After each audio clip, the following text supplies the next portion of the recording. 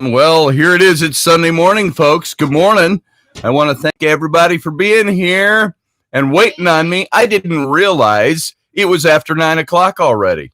That means I'm not late. Woohoo! Means Rainey's not late, she said. We're out in the kitchen. I'm making coffee. I'm getting ready. I'm thinking it's about 10 minutes to 9, and I look at the clock, and it's 9:09. That was 3 minutes ago. So I came running in here to say, hey, and there's Rowan. Rowan Claire is with us. Hey, Rowan. Say hey to everybody. Or if you don't say hey, you got to go. Hop up and say hi. Hi. Hi. So I got my coffee, and there's Rainy. Oh, look at, she's wearing her Krampus shirt. Here, stand up and show everybody here. My zombie Santa. Standing doesn't really. There you go. Hold on, I'm stepping back. There. Stepping back. Oh, it's not plugged in. Unplugged it. Here, let's see. We'll bring this up a little bit. I could just plug this one in. You can see we rehearsed ahead of time. So this is the Krampus shirt that I designed not long ago. There you go. You can show everybody how that looks. Da-da-da-da-da. That was for our freaky Christmas shirts. And you can still get those. Yeah. Look at how that fits. Here, turn around. All the way around. See? Nicely fitted shirt. And there's Krampus. And this one happens to be, this isn't the Krampus shirt. I'm sorry. This is the Zombie Santa shirt. Now you got to see him up close to see his eyes. That's what makes him Zombie Santa. Here. There you go. He's Zombie Santa. See? Boom. There you go. To look at my wife's shirt. Yeah, look at my shirt. My eyes are up here. Yeah. My Santa's here. So there you go, folks. That's available over at my Etsy page. So you can go see that. How's that? So you come in to get some great information and to have a good time with Rainey and me. And the first thing I'm doing is selling you a shirt. So there you go. Bye. Bye, children. Freaking fighting over that chair. I should have never Zombie Santa. Should have never bought that stool. There you go. Zombie Santa. Yeah. I could stare into Zombie Santa's eyes all day. Okay. Merry Christmas. Merry Xmas. Xmas. All right. I got to take a sip of coffee because I got to tell you, I haven't had any coffee yet today. Yeah, we didn't wake up till Scotty's alarm went off at 8:30. And that's rare for me. I don't think Scotty would have woke up at all if I didn't. I got really hot and I had to move. And then Ellie started talking. She got really hot. Really hot. And hot. And we keep the temperature of the house at 68 degrees. But yeah, it feels really hot up there. It gets really hot upstairs at night. But that's probably because there's 5 people sleeping in the same room. Yeah, that's it. And if that sounds weird to you all, maybe that's a good topic today. It's not weird. It's weird. To your generation, maybe, but for it's not a generational thing. You think people weren't sleeping together 1,000 years ago? I don't think you realize because you don't attend all these the kid events. You don't really go do all this kid stuff with me, so you're not talking. But I'm not the only person around here that has their kids sleeping in their room with Who them. else has got their kids sleeping in their room with them? So I know they're weird and I can point them out. They're Cub Scout parents. So Cub Scout parents. There you go.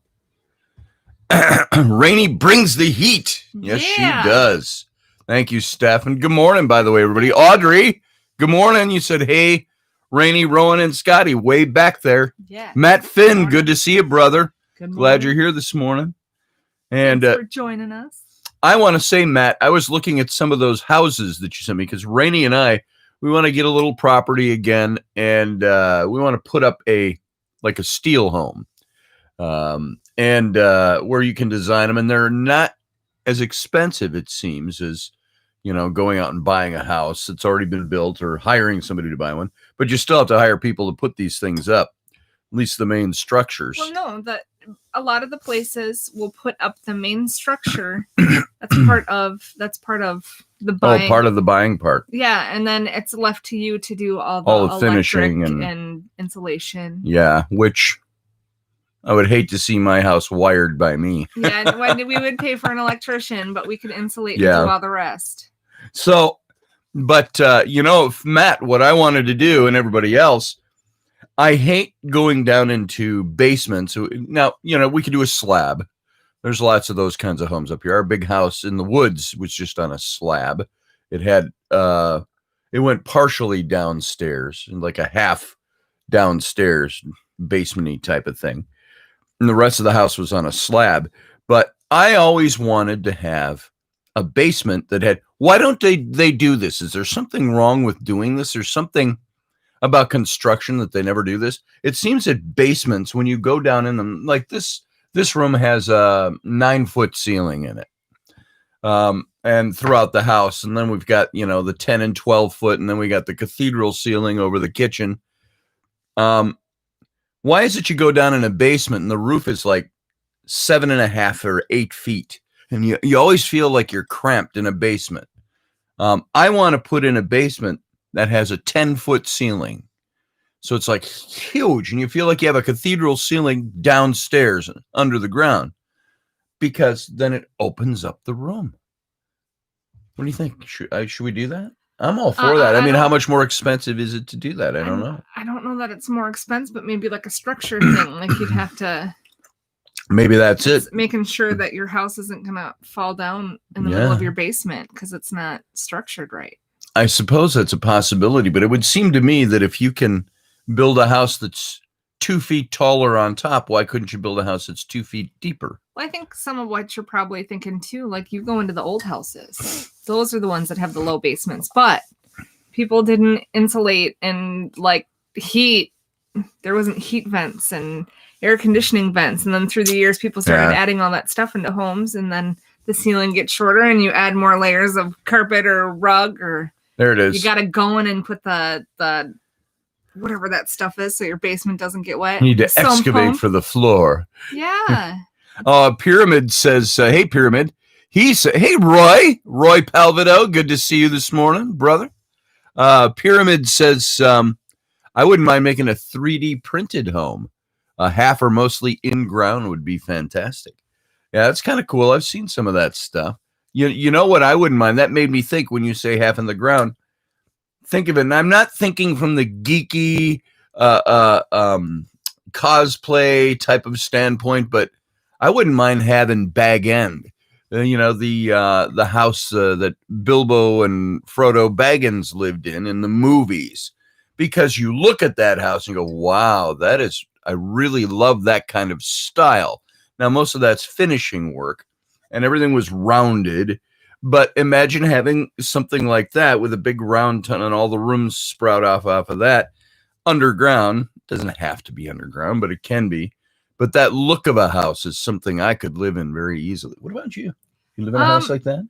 And I guess it depends on if we have electricity and dehumidifiers, because I have a feeling it's going to get stinky and wet. Oh, I suppose. Yeah, that's the thing. You build an underground house.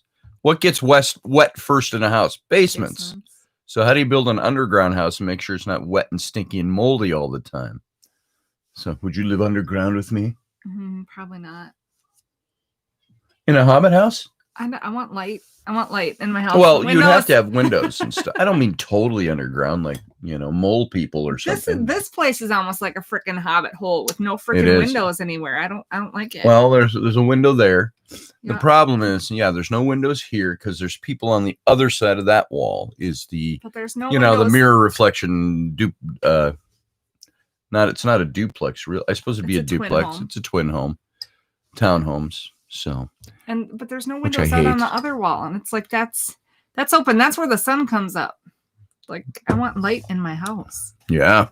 I want to not have to get a plant light to keep all my plants alive through the winter. Moisture membrane, says Pyramid 7. Well, yeah, and I want that too. Well, I mean, if you have an underground house, put in skylights all the way around, all the rooms. Skylights leak, and then you got to worry more about your Your roofing. Okay, an above ground hobbit home. I want that look of a house. You can have on the inside. You can have a hobbit office. Okay, log cabin home. There you go. No, logs are cold and logs leak. No, there's bugs. But you can fix them with mud. That's the nice thing. What are the wood-eating bugs? I was going to say aphids, but that's not it. Termites. Termites. There we go. We don't have a big termite problem up here, though. Not so bad. Not in the north. Y'all from the north. So, Teresa, good morning. How are you doing this morning? Good to see you. And Scott Lowry. Morning, all, he says. And what else? Who else we got? We got Doug Stack. You made it in, Doug. You're only slightly behind us. We got in late this morning, too, Doug. Well, my alarm went off at 8:30 this morning, which those of you out east went off at 9:30 this morning. And we're all kind of awake up there, and because we have children in our bedroom. And always, between Raini and I, there's always the 6-year-old, the now 6-year-old, freshly 6-year-old, the little girl, likes to be in the bed with us. But she's not just in the bed with us. She's like, has to be in the middle. And she doesn't want to be in the middle, but I make her be in the middle. And she's getting tall, really tall. She's 6. She's almost as tall as Rowan, the 9-year-old. And she's leggy and lengthy. And so there are times I wake up, my butt's hanging off my side of our huge ass king size bed. Rainey's way over there, almost hanging off the. I sleep on about this much room. And I sleep on about that much room because I'm bigger than her.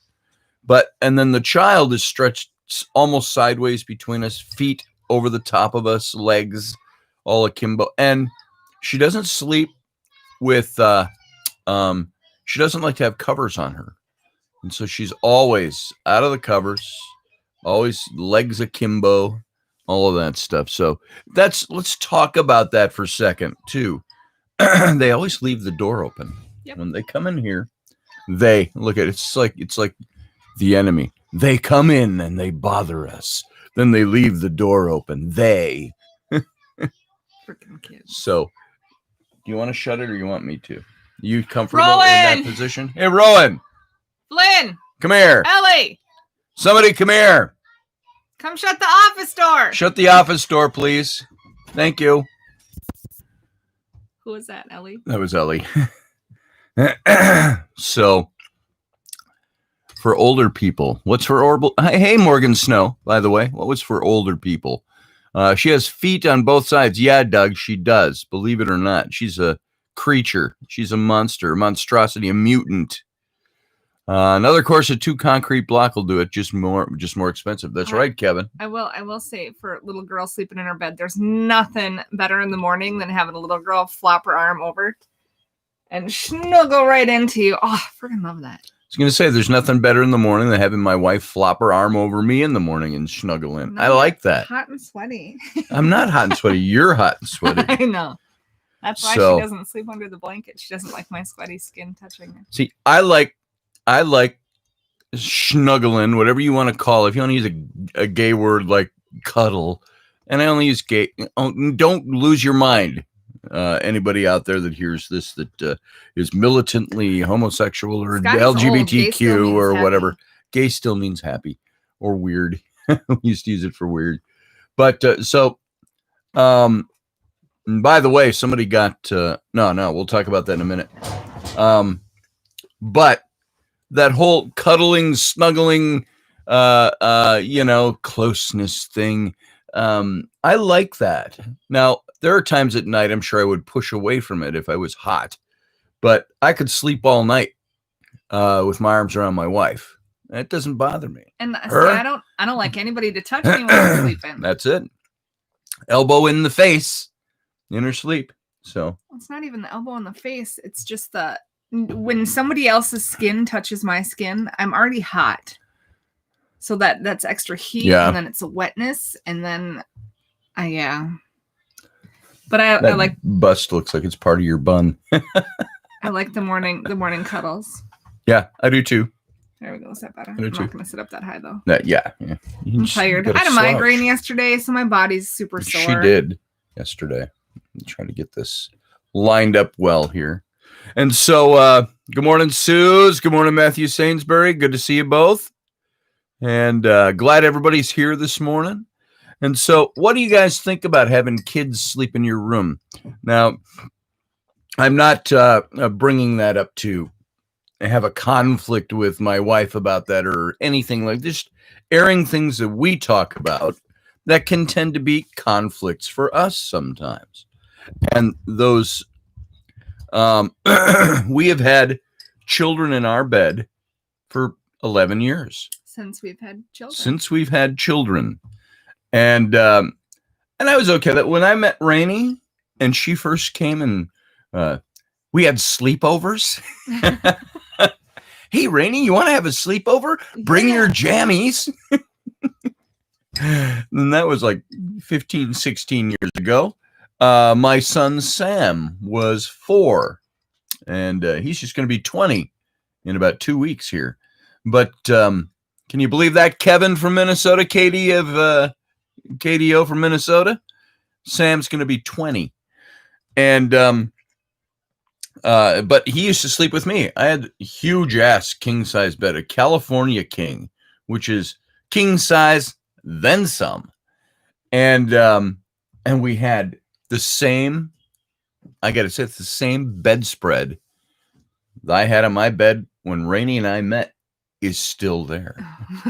The same and blanket that I think is disgusting. And I love the blanket. I love it. There's nothing wrong with it. It's not worn out. There's an actual back scratcher here. It's right down there. It's right there. I like the metal. It's sharper and pointier. There you go. Back scratching Raini. Yeah. So, but this bedspread, it's one of those. It's the brown, dark brown, like kit gloves suede. And then on the other side, the faux sheepskin. It's like the pile lining in it. It's kind of off white, off tan, kind of. And I've had that, and it's segmented in big squares, so you see, the seams of the pile lining. It was a Woolrich product. I don't know if you can even get those new anymore, although Woolrich still makes bedspreads and stuff. And I have had that. I bought that thing in like 2001, 2002, something like that. So that thing's like 18 years old, and I sleep with it almost every day. And it's a big king size, a little bigger than king size. It brings Scotty back all the memories of his man whoring days. That's why she doesn't like it. No, it brings back no memories of that. It brings me warmth and comfort. It's my whoopee. My California king size pile lined. There's energy stored in things like it's been washed too many times. It's been washed too many times to have energies in that blanket. Now, I will notice when she comes down and wants to sit on the sofa and watch TV, she'll drag that blanket out. Yeah. Drag it out and go cuddle in that on the sofa. But it's not good enough for the bed. So, let's see. What did somebody say there? I got king size old people bed. Oh, well, what I was going to say about that, Steph, was when we first got together, my son Sam, my 4-year-old son, slept with me. Now he had his own room and his own bed and all his own toys. It's a great environment in there. My daughters had the downstairs. We were in a big townhome downstairs, and that had like 10-foot ceilings down in the downstairs. And ghosts. And they had a huge room. Their room was the whole width of the house, and then maybe about 18 to 20 feet wide. And now it was a concrete floor down there, but it was painted and it was urethaned. And so it was a shiny concrete floor and white cinder block walls down there, painted very nicely, 10-foot ceilings. No, we threw down great area rugs. They put their 2 little single beds on one end. Raini, it was before we were even dating. I was looking for an old sofa to put down there for the girls, and she had a white sectional, or was it curved?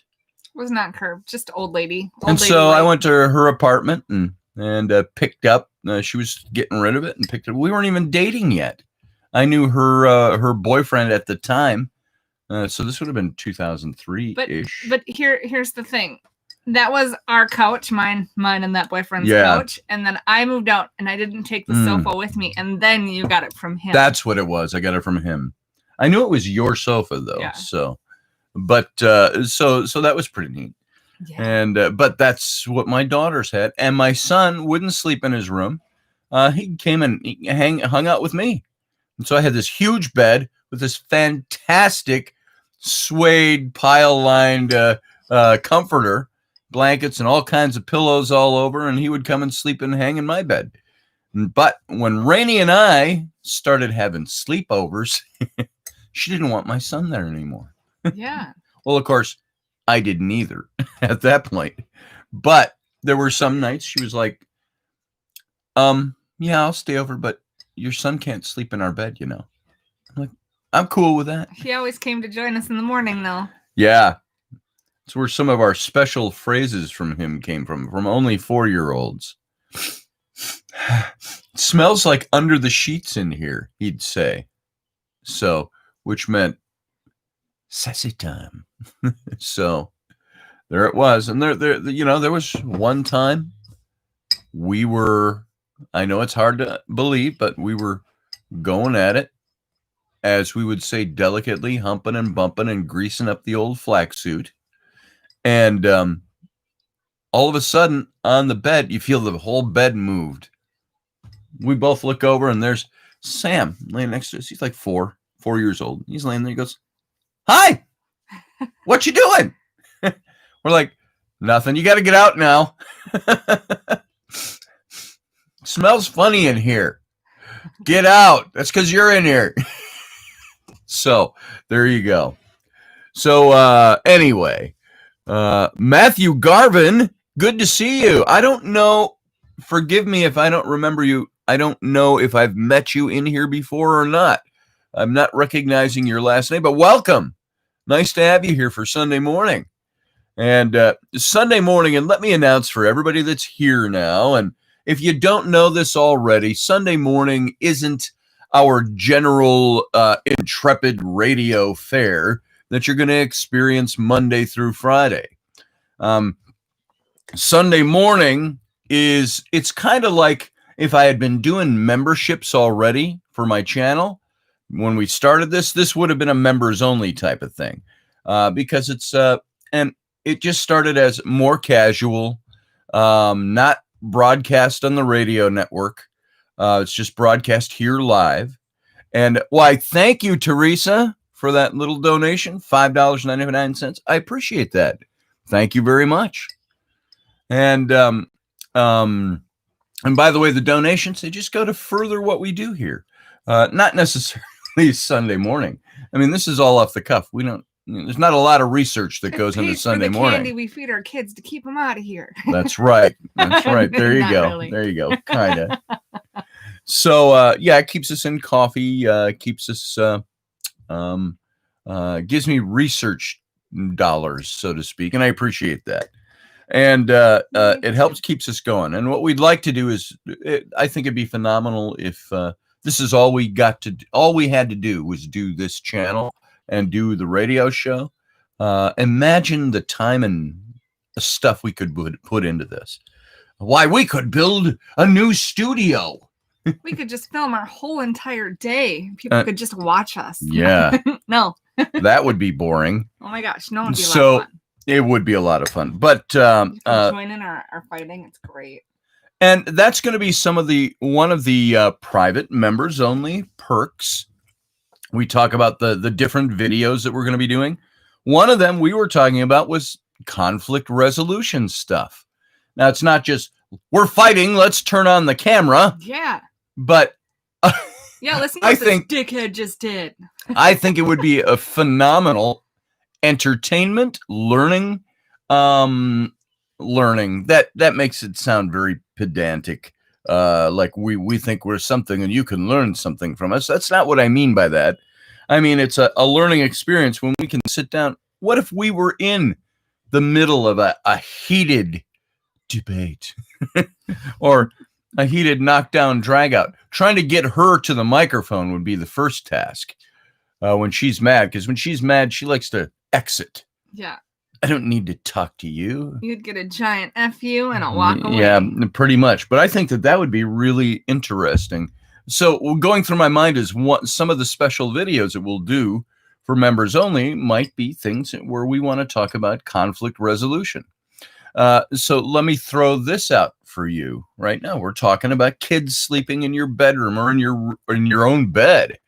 And like I say, we've had kids in our bed for 11 years of the 15 plus years we've been together. And even my 4-year-old son, when we were first together, she had a totally different philosophy back then. Well, it wasn't her kid. It wasn't kids. We weren't even married yet. It wasn't even stepkids. Yeah. It was, yeah, I'll come over and shag the shit out of you. But you know what?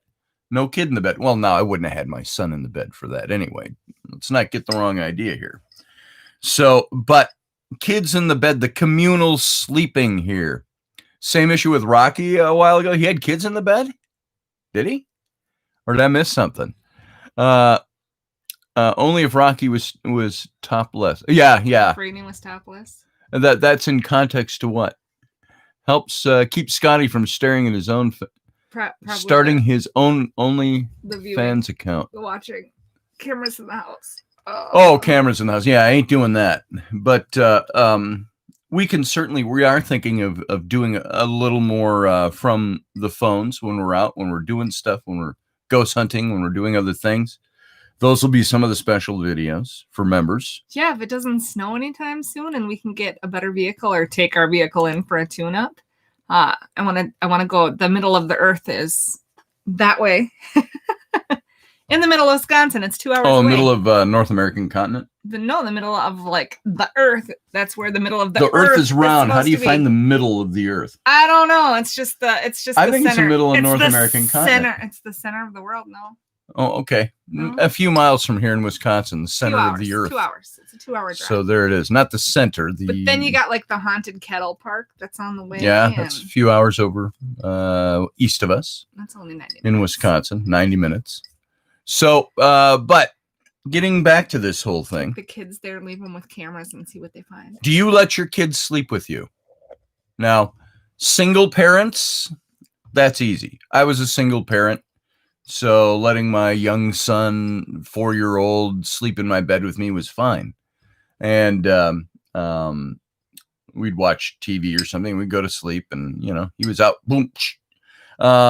When you're married, and of course, if you have overnight guests for a sleepover, a pajama party. Yay. And that's how I met your mother. And I say to my kids. So, when you have a spouse, what do you think about having kids in your bed or in your bedroom? Sometimes it's okay. Many times it's just the way life is. Kids come and plop in with you in the middle of the night sometimes. But it's not usually the way I see it. Maybe this is because I'm old and old-fashioned. Kids, we don't plan for kids being in our bed all night. They show up sometimes. I want to say, James says our 6-month-old sleeps in our bed, makes late night breastfeeding easier for my wife. That's exactly how it all started. That's how it started over here. Now wait till he's 9 and he's still sleeping in your bed, James. You're going to let that happen? Now I will say, no, I'm sure most people know. We only have 2 bedrooms here. Well, there's 3. This is one of them, but it's our studio. So, we have to have this room. We only have 2 bedrooms, and the 11-year-old. Thank you, Teresa. Really needs his space. Yes. The girls, they need space, but they can have it when we're not up in the bedroom. And yep. So until our situation changes, until we can get a place. Yeah, we've got to have what we have figured out, and this sounds so strange in a world that's full of poverty, and there's whole nations, it seems, where when you're outside the big city, people live in hovels, grass huts, things like that. There's poverty around the world. There's also wealth around the world. But it seems funny to say we need to have a house that has a a minimum of 5 bedrooms. Now that seems like a lot, but there's 5 people. And the reason we say that, we could have 6 bedrooms, but I say 5 bedrooms, and then we need to have an office space, a big studio space. I would love to have a 20 by 20 foot room that's office space with a cathedral ceiling in it, or a high ceiling in it, so we could do photography and put up lights. Some big dreams, stuff like that. It's just a big room. You remember the Victorian house I lived in? I was there once, maybe twice. Okay, that was way back. That was like 2000. Before we really knew each other. We knew each other peripherally. And she was some young 18 to 20-year-old. My boyfriend brought me to your house. Yeah, in 2000, she would have been 20. So she was a 20-year-old, which is a kid, and I was 40. And her boyfriend was my stage combat partner, Royal Guard at the Minnesota Renaissance Festival. And Raini was just the chick he was dating. That's the way everybody saw her. She was the hot chick he was dating. You think she's hot at 40? Should have seen her 20 years ago. As a kid. Kind of chunky. I kind of got chunky. You were chunky in a couple of times. The end year of dating. And I didn't mean to make that sound, by the way. You didn't say anything. Maybe you didn't quite catch it. I didn't mean you're not hot now. I mean, because I said you should have seen her back then. I was chunky. Well, all of us, when we were 20 years younger, when I was 20 years younger than I am now, I didn't look 40. I looked 30. And I was 40. I was in better shape, and you look better. You look younger. Well, now I look 60. After I was done dating him, though, my lifestyle changed. I went back to being healthy and lost a shit ton of weight. That's when everybody kind of took notice of Raini back then. I was 175. I was 175 when we quit dating. And then you and Adam. Yeah. And then just the stress of I never broke up with anybody before. Just the stress, and then like packing my stuff and moving. I think I went a whole week without eating. Yeah. Because I remember sitting down saying, "Mom, I don't feel so good," and she's like, "Well, have here, you have eaten this week?" And she's like, "When's the last time you ate?" And I sat there, and it took me like 10 minutes. I don't know when I ate last. And then after that, it was like, well, fuck, I haven't eaten for, excuse my language, I haven't eaten for a week. I might as well be healthy, because when I was dating him, it was Hamburger Helper and out to eat every day. And a 12-pack of Mountain Dew every day. Mm-hmm. And so when I met Raini, she had gone from like 176. She'd lost probably 50 pounds. And it's not that we didn't notice her before. We just didn't. She was different generation. Is the way I felt. There's a 20-year gap. She's a guy I fight with at the festival on stage. That was his girlfriend, and everybody had their girlfriends, their significant others, or their wives, and it's like she was just a peripheral person. Well, I think you're different when you're dating different people, and with him, I was really shy and quiet. You were very shy and quiet. And when I stopped dating him, I wasn't. So. And so like I've told that story before, it was around early 2004 or 2003. It was after you broke up with Adam. Yeah. And she had lost a lot of weight, and she was dressing to show it off. And she'd come down to the Irish pub with some people that I knew.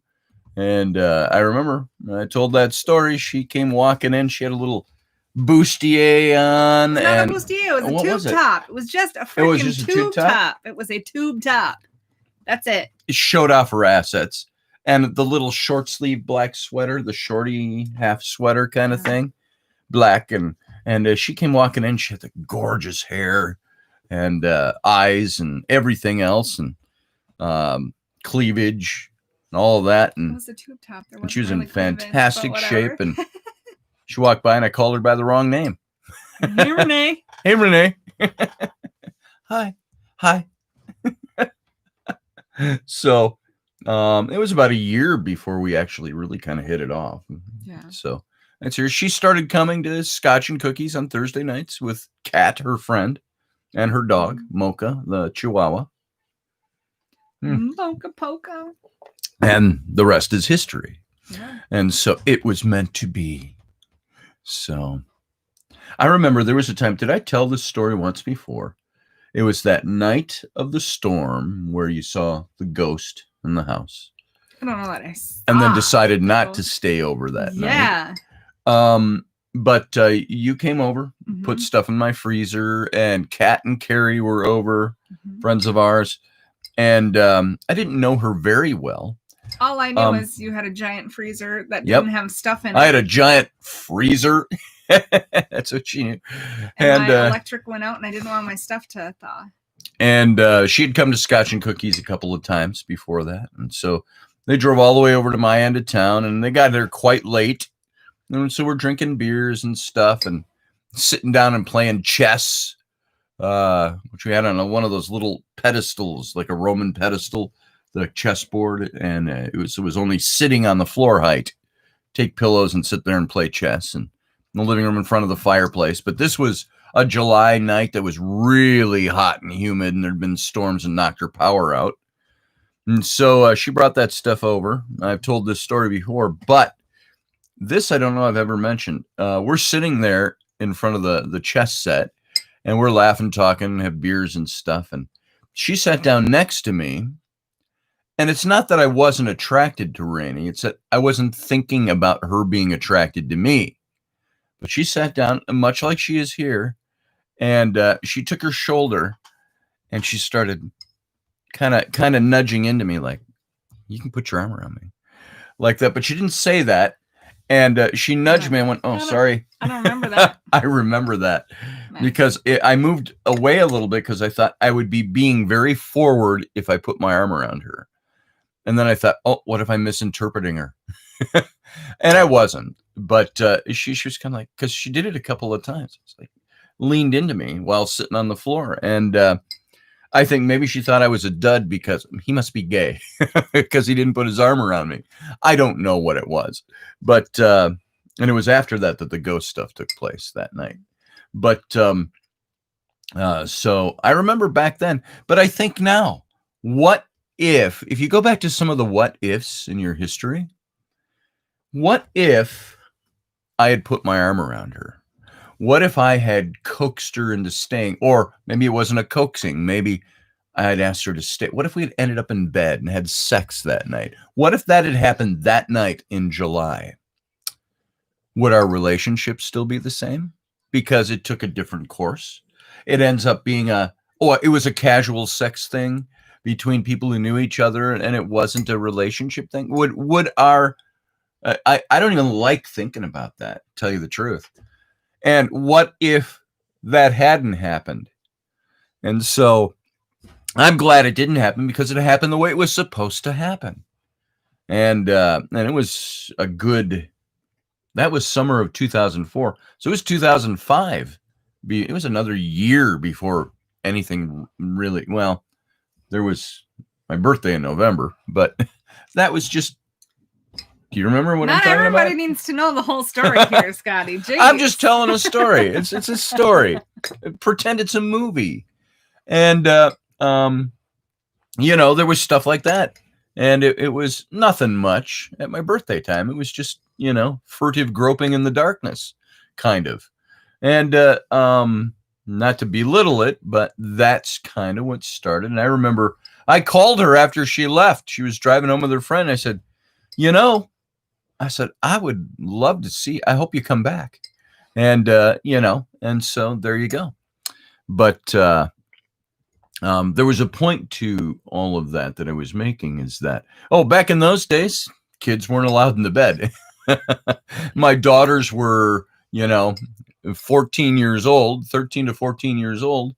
Sam was 4 and going on 5. They're 9 years older than he is. And there was no kids in the bed. But now we've had kids in the bed for 11 years.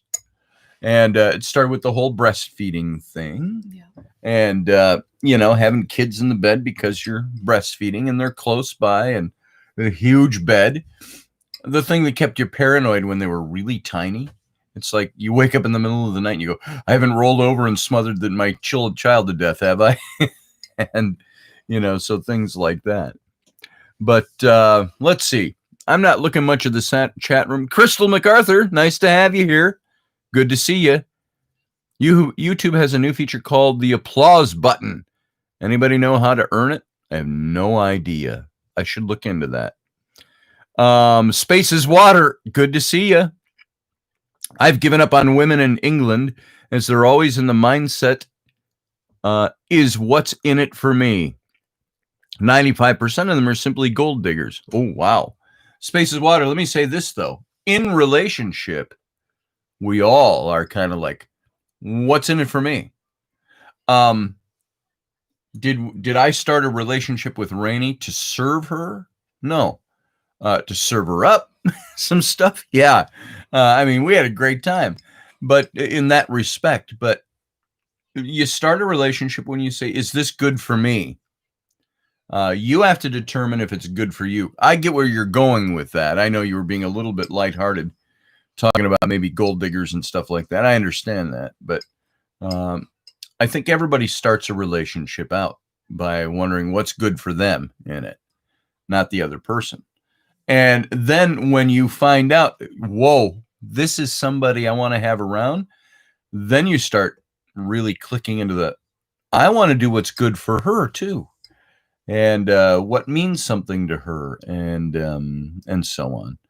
And so, yeah. Yeah. And kids in the bed. That's what we're talking about. Getting back to that. I have for years around here, at least 6-7 years, I've said, we really need to get the kids out of the bed. And it's really a thing of having room for them. We're in a nice place. You would come into our place and say, that's a nice place.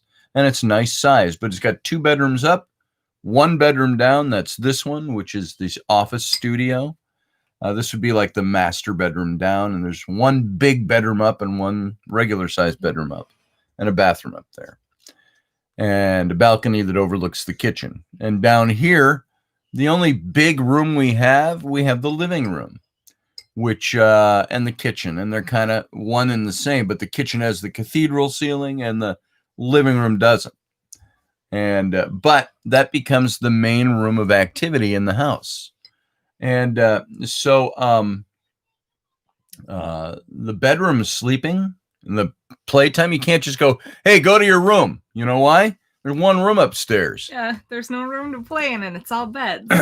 And so she had set up bunk beds in our bedroom and our big bed, and the TV's in there. Kids can go up there during the day. She got the platform beds with the desk underneath them.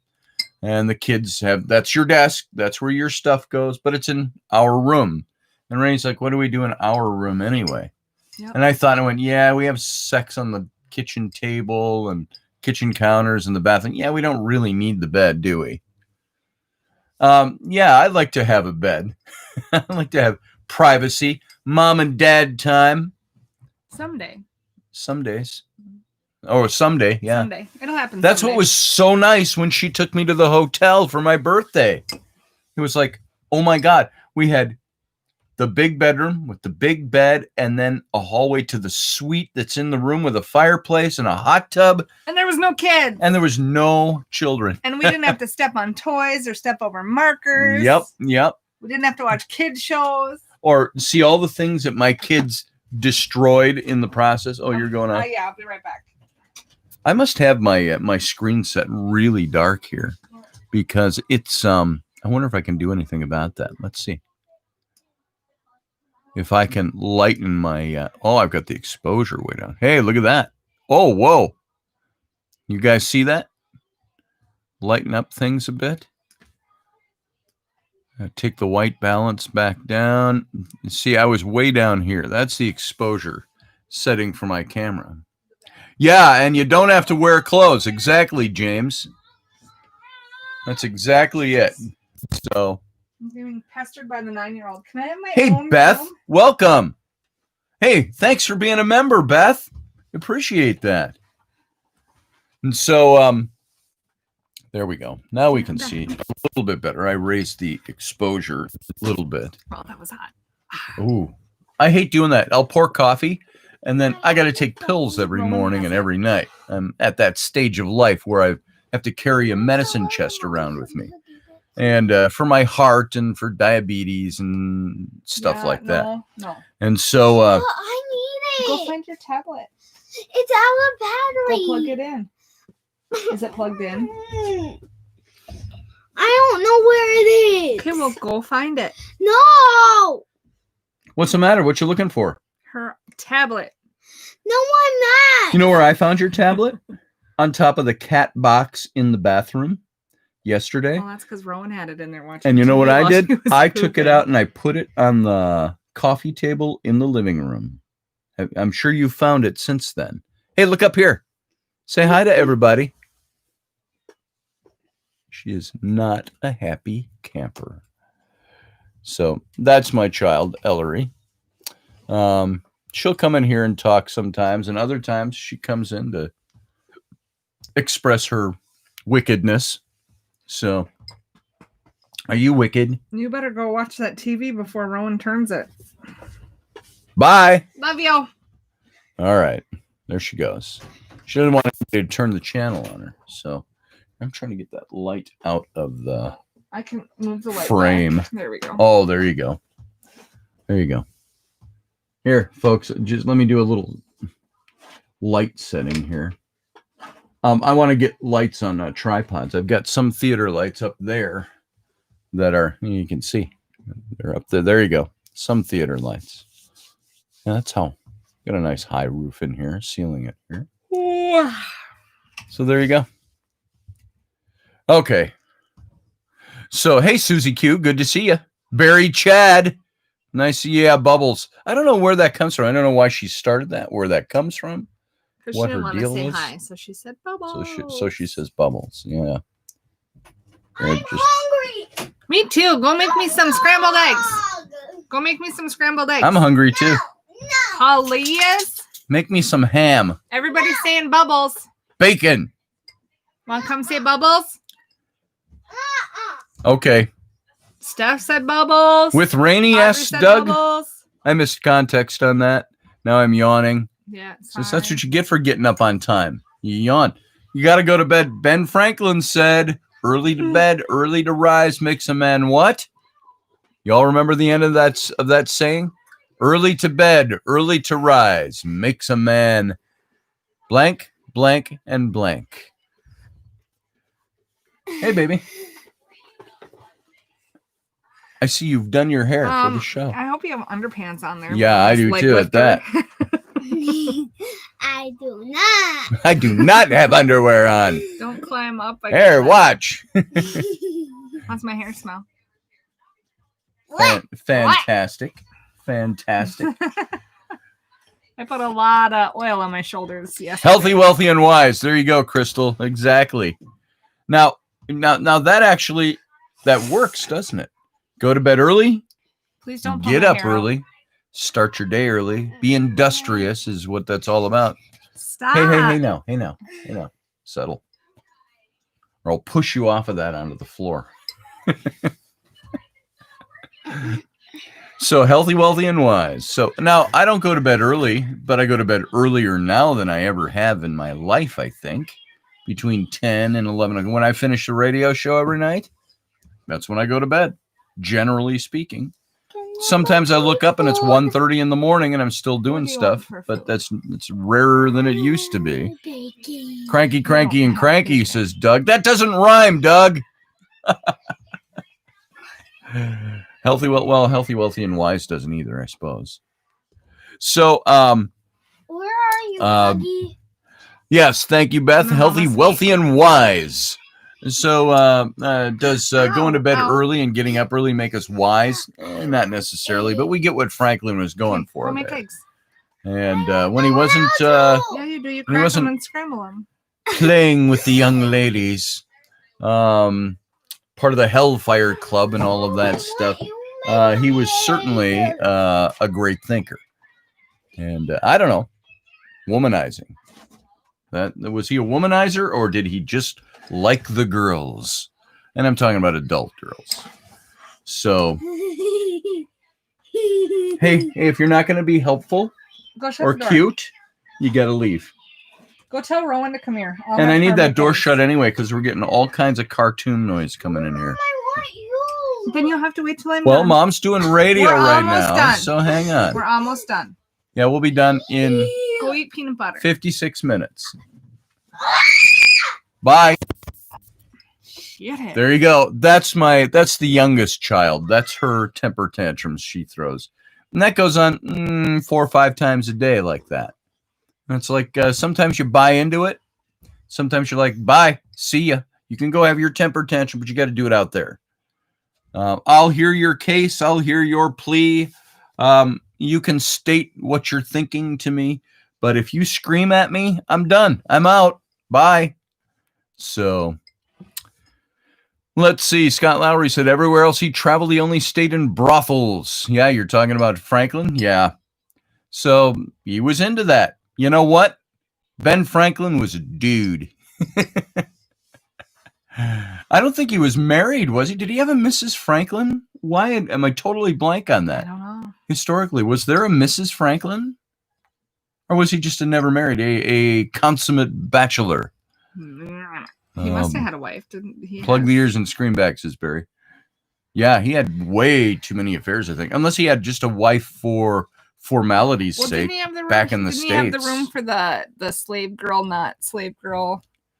Didn't he have like a black girlfriend that he... That's Thomas Jefferson. That Thomas Jefferson did. And he had children with her.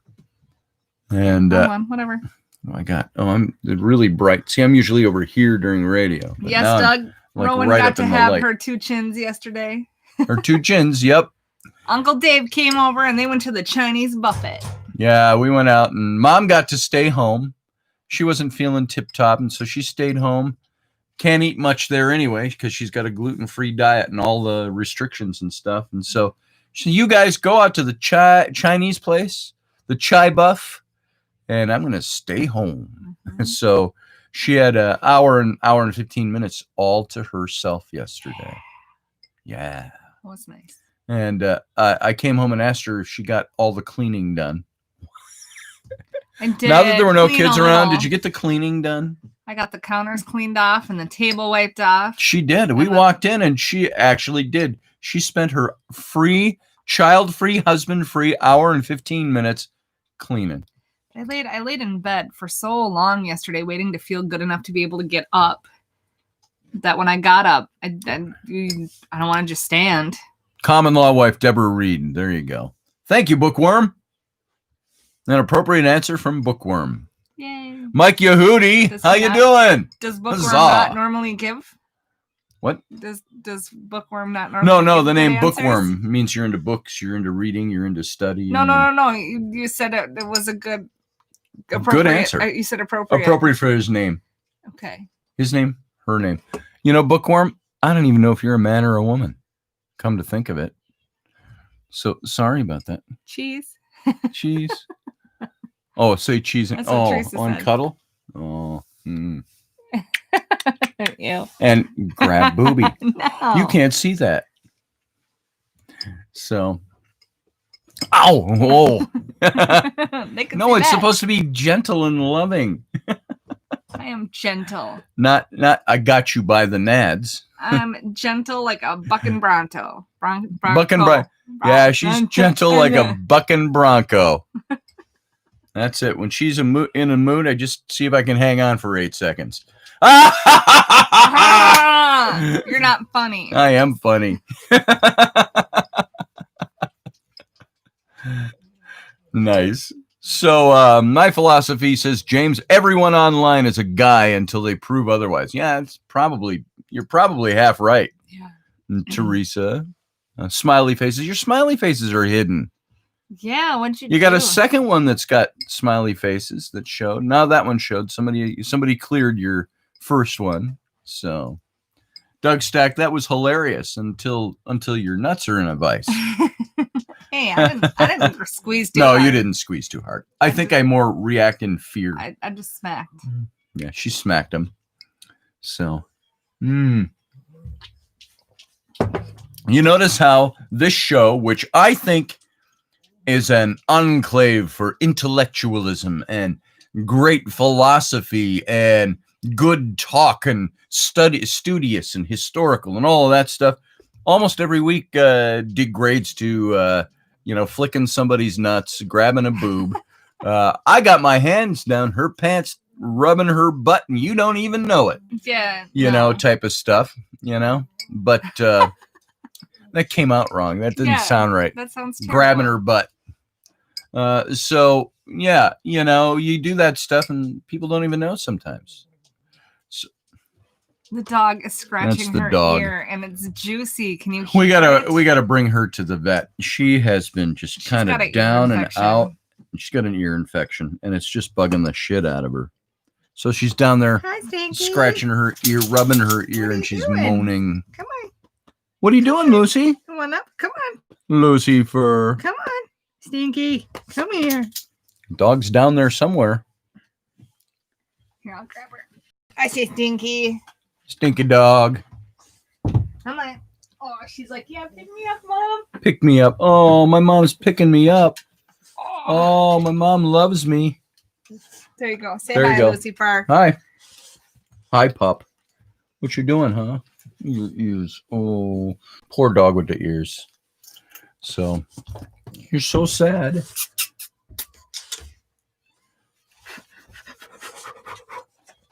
There you go. Doggy. See, she shakes her head like that. Bite. It's because. What's it gonna get me? You're gonna get that, Mom? Get that, Mom. Bite her. Bite her. She's a great dog, by the way. So that's Lucifer. Yeah. So that's one member of the family you don't get to see so much. Oh, you hit that spot though. What are you doing? What are you doing? Is your mom loving on you? Huh? Your mom loving on you? All right. Yeah, she does, Doug. She does bite my boobies too. She does. She'll grab them every now and then with her teeth. She's thinking about it. You gonna bite? Because she wants to. She's biting at whatever she can get her teeth on. Is what she's doing. So she's like, oh, and it's not out of violence or anything. It's out of I'm playing with you. I'm gonna grab that and yank on you. Candy cane off the tree last night and was jumping around, flipping it up in the air. Flipping in the air, jumping around it, kicking her feet in the air, and all of that stuff. Okay. Oh, down you go. Down you go. All right. So I'm coming back. All covered in hair. Yeah, and that dog sheds like you wouldn't believe. Good photo kissing. Pup. You got doggies, says Doug. Cooper pup bites my butt. He's awful. Yeah. That's awesome. That's what they do. They just run around. They go, ha, ha, ha, I'm biting you because you're going by. And they don't mean anything mean by it. At least I hope not. She gets excited when I go down the stairs and she'll bite at my feet while I'm going down the stairs. Did we mention already this week about the neighbor's dogs? Oh, no. She's got that big, and we were talking to somebody. Dave. Oh, to Dave. Uncle Dave. And she's got a big, a boxer kind of. It's a boxer mixed with Old English Bulldog. Okay. And medium big dog. Yeah, big, like muscly big. And she's got some big, fat, long-haired yellow dog. It's like a yellow lab. But really fat and thick, that kind. And it's a barrel. She came knocking on our door a couple of mornings ago. 2 mornings ago? Yeah. And I was taking out garbage or something, and she came knocking at the door, and she said, asked for help. Her dogs were fighting. And she had these 2 big open gashes on her arm. I mean, the kind of bites that it's not just a scratch. It's like there's meat coming out from underneath the skin. And she wasn't dripping blood, but it's like it wasn't bleeding, but there was blood all over. And then she had 2 more on the underside of her arm. She had like 3. And she said she just got in the middle of them fighting. They were fighting over a toy, she said, the dogs. And I came in and they've both got that look where they're on top of each other and they're just staring and panting. And they weren't fighting at that moment, but they were still interlocked in the midst of fighting. And I look and there's blood smeared all over the one wall by their sliding glass door. I mean, it looked like a murder scene. It looked like a murder scene. Raini said, and I wasn't dressed, so he went right away, and then I ran upstairs and threw on my sweats and my robe and came over, and they had gotten the dogs apart. And she said, just grab the other one's legs. So I grabbed the fat, long-haired yellow one's legs and pulled him back. She's pulling the boxer by his legs backwards, his rear legs. And she put him in the bathroom. Finally, is how she got him apart. But she needed help. She couldn't get him apart. She would drag one, and the other one would keep re-engaging from the other end. She said the fight had gone on a really long time. And she was trying to pull the boxer up the stairs. And they're fighting over a toy. And the other one kept coming up, and she couldn't keep them apart, couldn't get him up. Get the one up the stairs and the other down, and that's when she came to get you. But there was blood. It was all everywhere, all over the carpet. Where she dragged the dog off. I don't know which dog was bleeding. I don't think any dog was bleeding. But there was blood. She dragged the boxer, and there was a big blood stain all across the carpet and into the kitchen. Okay, well maybe it was somebody was bleeding. Now the one, And Raini was over there for about an hour, just helping her get her wrapped up. She had to go get stitches, I'm sure. Yeah, was like down to there's 3 layers of skin, right? They got down to at least the 3rd layer. It was like that fatty, Kevin Miller, bubbly, like skin that was coming out. It was bad. And she's like, I'll be fine. I'm like, you're not gonna be fine. Like you need to go have that professionally cleaned out. Yeah. And stitched back up. By the way, Bookworm is Kevin Miller. Kevin Miller, you're the Kevin Miller I went to high school with, right? You were a class or 2 behind me, I believe. No more candy after this. Years, now we're both old, so who cares? But back then, I think you were a year or 2 behind us. So, yep. I know exactly who you are. I knew who you were when you said Kevin Miller. I got your face right away in my head. I just wanted to make sure I had the right Kevin Miller. So Kevin Miller and I went to the same high school together. We were a couple of years apart. That was like, you remember Kevin, my friend Kent McCune. He was a year ahead of me. His sister Carla was in my class of 78. And then their older brother, was 2 years in front of Kent. So he was like the class of 75 or something like that. 74 or 75. And we all used to hang out after that. When you're in high school, in your 9th grade, you don't go hang out with a senior. That's not usually how that worked. You must not have lived in a farm town. Yeah, not a farm town. But we did have a small school. Kevin, do you remember what the size of your graduating class was? Mine was 27 people. We were right in the heart of Minneapolis, the inner city of Minneapolis, Fourth Baptist Church, the Christian high school. We had a kindergarten through 12th grade all in one facility, except the high school was on the upper floors and the kids were in other parts. But yeah, we had 27 kids in my graduating class. I think there were about 1,200 kids altogether in the school, if I'm not mistaken. I can't remember clearly on that. Yeah, Doug, 78. You graduated a year before I was born. Yeah, that's right. I graduated from high school 2 years before my wife was born. Yeah. Yeah. He's older than my mom. I am. Her mom. I'm 4 years older than Raini's mom.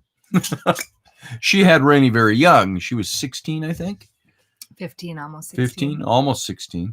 So she had Raini very young. You can get pregnant the first time. You can get pregnant the first time when you are a young teenager. Yep. So it happens. So yeah, I'm 4 years older than my mother-in-law.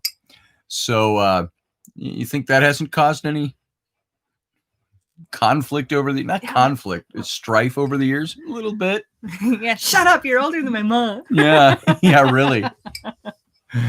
All right, man. I could say to her mom, hey, shut up, I'm your elder. Yeah, you want to see Scotty get punched? Mm-hmm. Oh man. So why, thank you, Mystery School. Yeah. I appreciate that. Love to y'all. Wish I could sum zeros to that 369. Someday you'll be able to. Okay. Right? Well, thank you. Good Though I dreams. appreciate that. Thank you very much. That helps everything we do here. And I'm kind of glad we have that now, that's something where come in and be a member. If you're not a member, by the way, folks, come on over and join. I don't want it to be like a televangelist's offering plate where I'm always pleading for money. I'm not pleading for money. You say that. Every time I go to my grandma's, what's the old lady who used to do all the church stuff on TV? Old church lady? The old church. There's an old church Myers. lady. Maybe it's Joyce Myers. Joyce Myers, something like that. Every time I go see my grandma, she talks about religion and Joyce Myers. And there's no way in hell God would tell her that it was okay to get all those facelifts. And what the hell she's spending other people's money. I quit giving to the church once that lady got a facelift. That's right. So yeah, I want y'all now to dig deep and have the Lord speak to your heart and put money in so I can afford my facelift, my new liposuction, my liposuction. So yeah, I got to pay for my second house in Miami Beach. So yeah, it's nothing like that. So I thank you, everybody. Yeah, thank you, Mystery School. And I appreciate that a lot. It means a lot to me that you'd throw a few bucks our way. That just helps pay the bills, keep the lights on, make things go. Maybe someday when I have 1 million listeners and half of them each give me $1 every month, then I'll invite you all over to our new mansion. Nice. We'll give you a ride in our new, not used, or not new but not new vehicle that doesn't eat oil. How about that? Yeah, there you go. There you go. Our check engine light, not even check engine light, service vehicle soon. So what Scotty doesn't know, because Scotty's not the mechanic, I'm going to cover up his face so we can't see me talk about him. Scotty's not really mechanical. And that service soon light engine means the van needs oil. It's been on for 4 days. I get really tired. It needs oil. That's all that means. I really get tired of putting oil in the van. And so I haven't done it. Oil.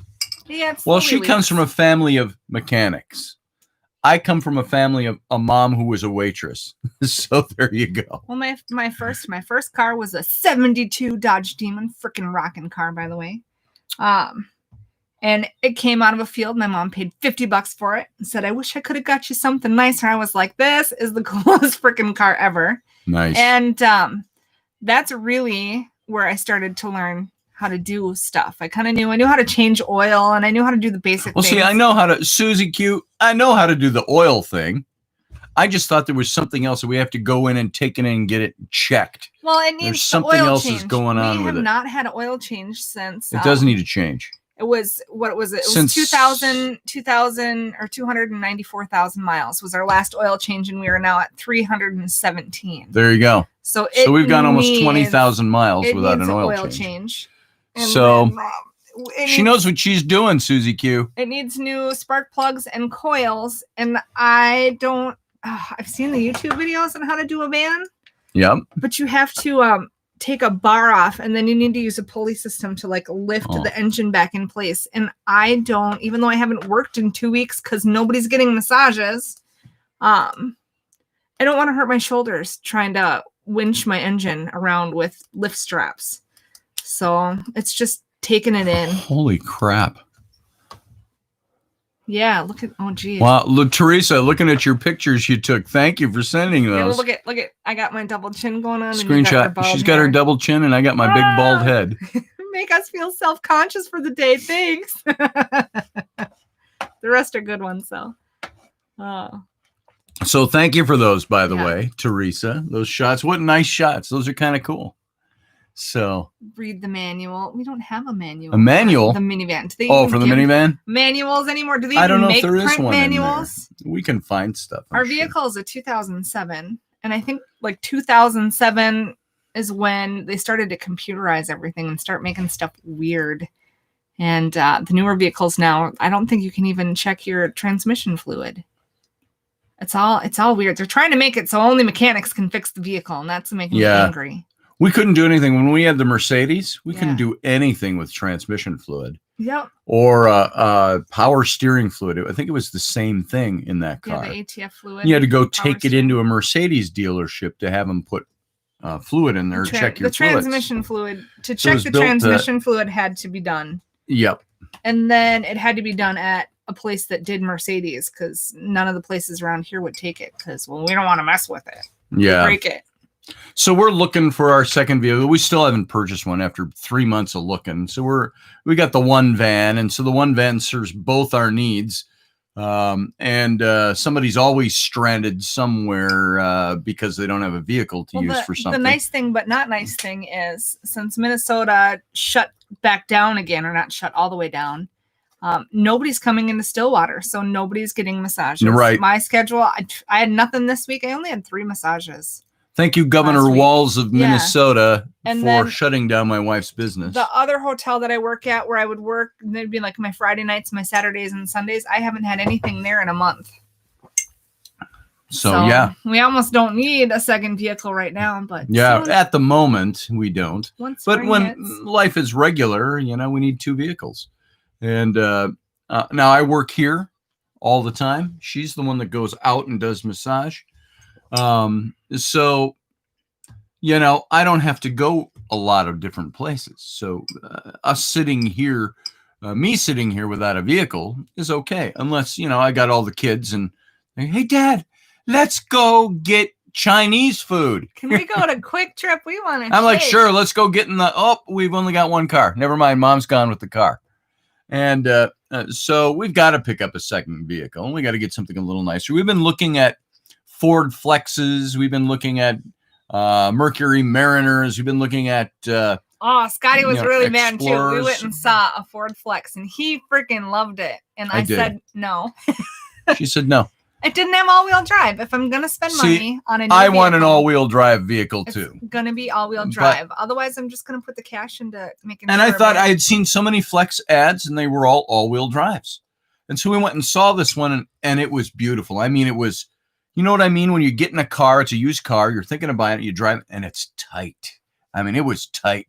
Everything was clean and pristine. Well, it wasn't clean.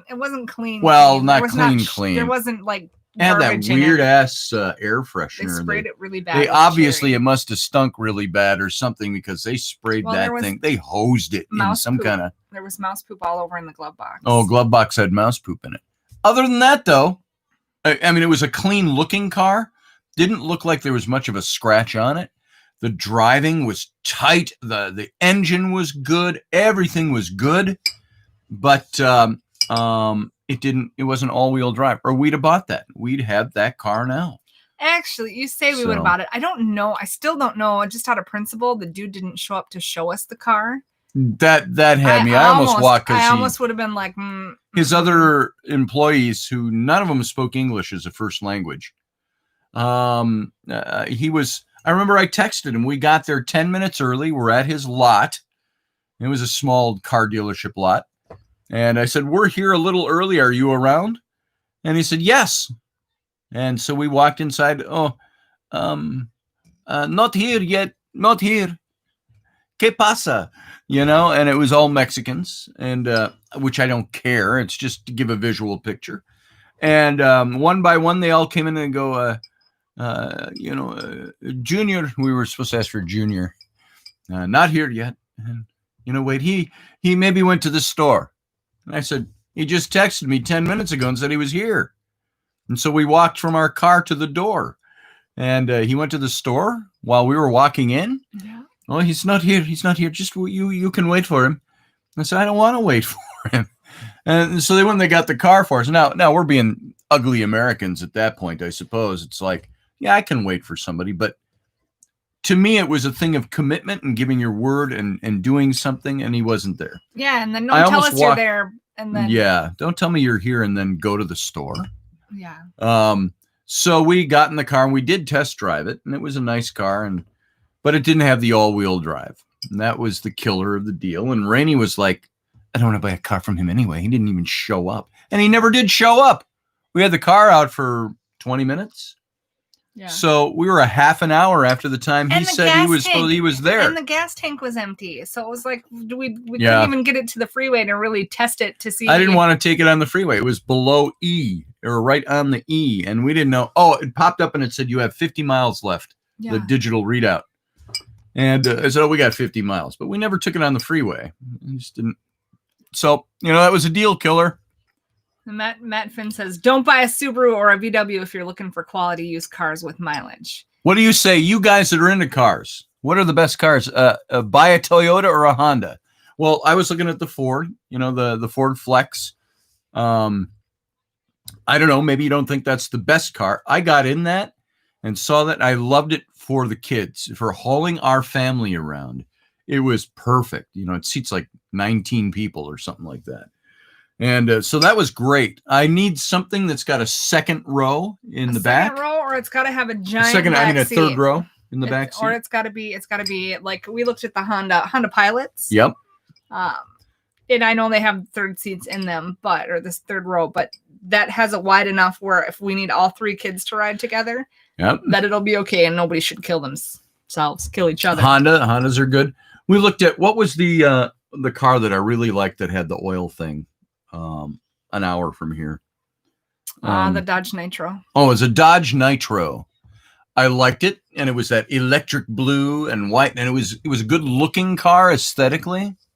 It was clean, but it had a little bit of that white sludge. She took off the oil cap, that little bit of white sludge in there, which kind of tells you, there's been something going on with the oil. Something mixing into the oil, very possibly head gasket starting to go. And when she looked underneath, sure enough, there was a little oil stain on the road beneath it where it was parked. And so we passed on that one. And I was depressed driving because we drove an hour to get there out into the country, then drove back. And I'm like, I'm bummed. That was 3 weeks ago.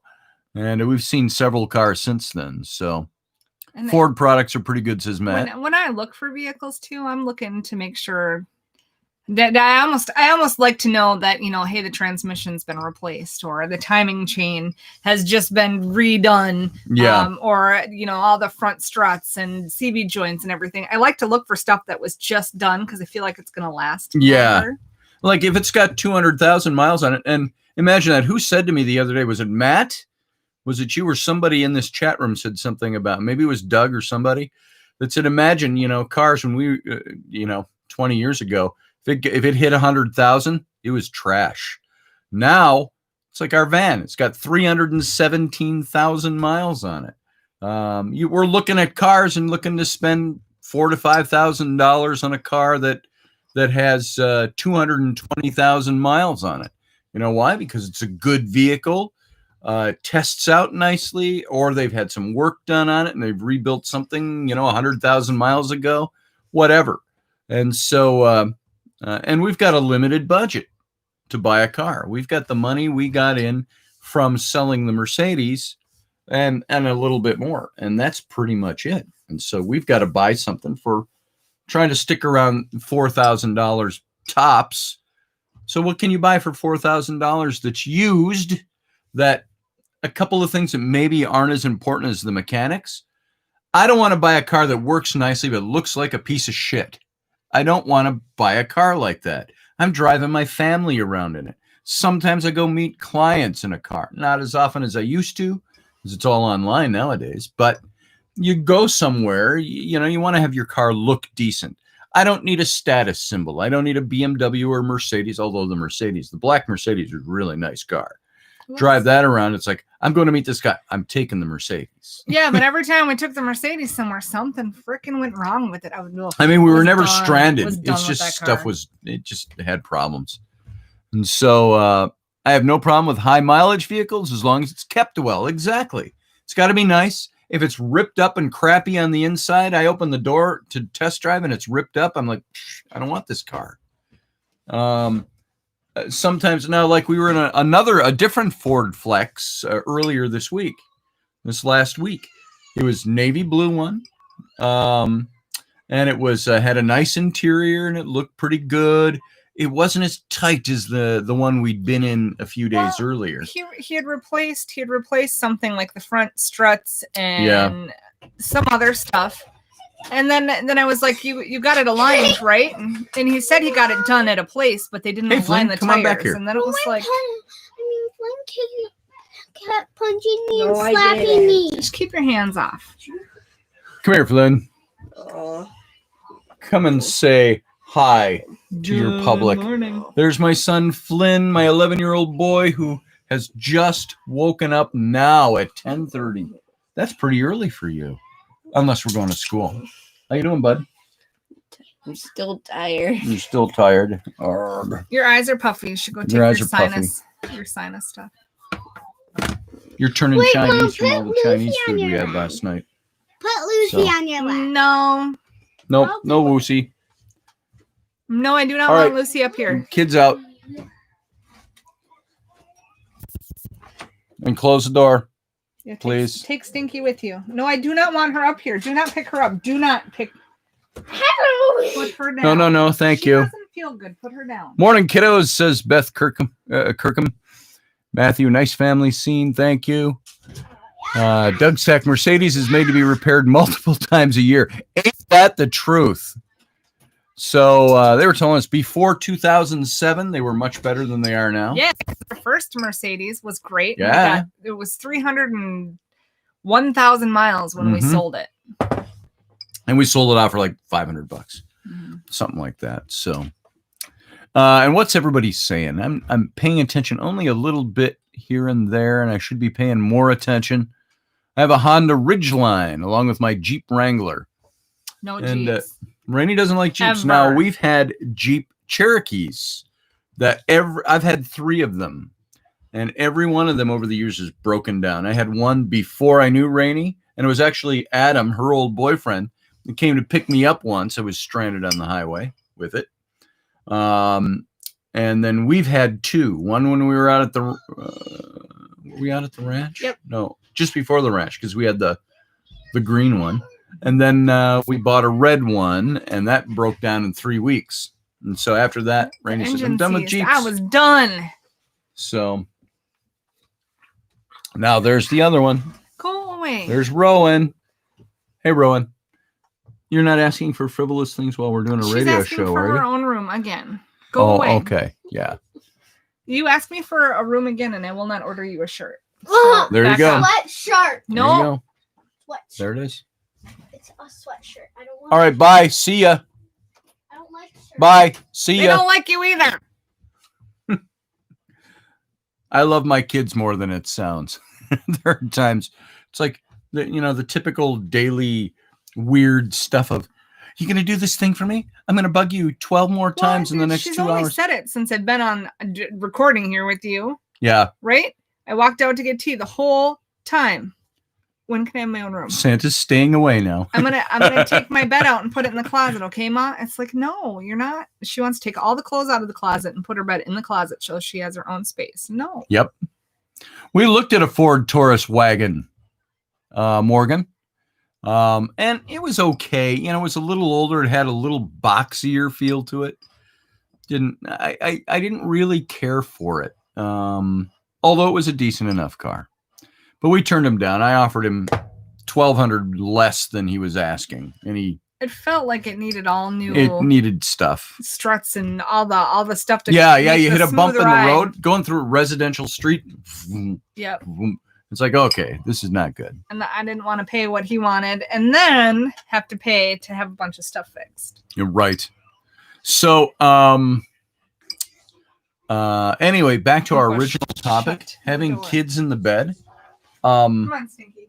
I don't know if I saw how you all feel about having kids in the bed, but I'm of that philosophy that mom and dad need their own space and their own room.